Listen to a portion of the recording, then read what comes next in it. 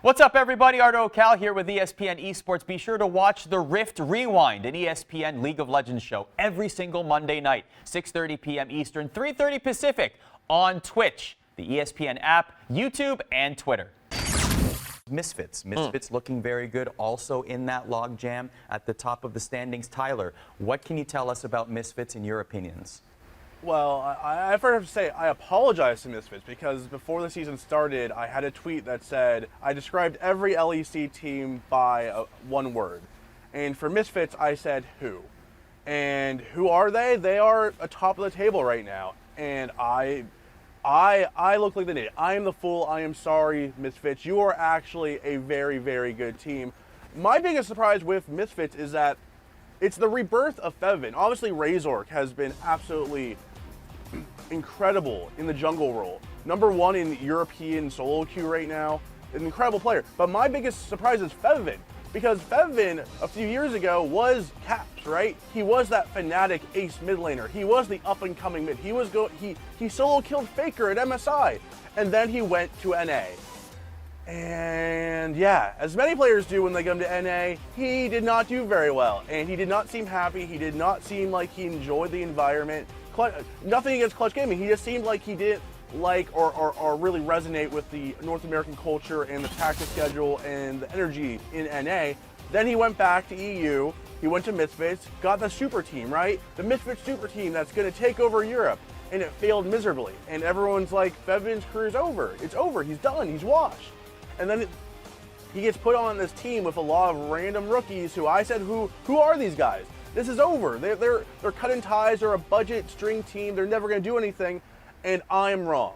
Febiven looks revived. He looks like the Febiven old. And he looks like a player that we want him to be 3-4 years ago. He's back to the Febiven of old, and he's finally got that NA weight off his back. Febiven has a 5.2 KDA so far this split, but one thing that really stuck with me when we actually spoke with Febiven last week on this very program was after the victory against G2. He was among the leaders afterwards, talking backstage with the rest of his team, saying, hey, calm down, let's enjoy the moment for a second, but calm down because we have another game this weekend, and also, yes, it is a big deal to take away G2's undefeated streak, but we can't let this get to our heads. We have to calm down. One game at a time? Exactly, taking it one game at a time. So that was very impressive for me that Febiven was also taking that sort of leadership role.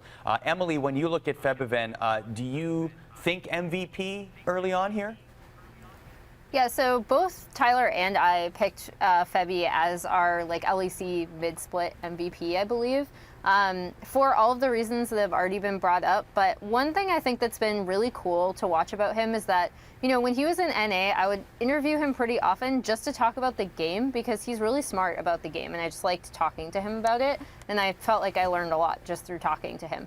And I think, you know, last year he was also on Misfits, and that team, for whatever reason, you know, like they've all come out and said we just didn't have the right team culture. We didn't really end up getting along. Like once we started losing, we couldn't really recover. We couldn't really agree on a way to play the game, how we wanted to play as a team.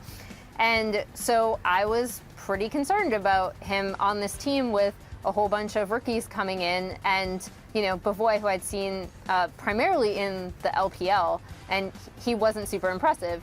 So I think his leadership has been really crucial to this team, and it's allowed us to see the Febiven of old, but now on a team where he is leading a bunch of young talents, and I think that's a really cool evolution for him and his career.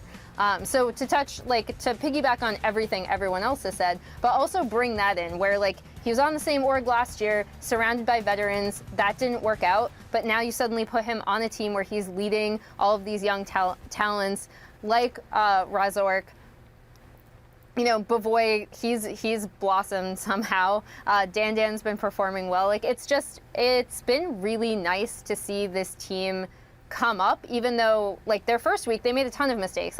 Razork into this face-off, I think, in one or both of their games. And they've just had this really solid, steady improvement where their games look less shaky week to week to week.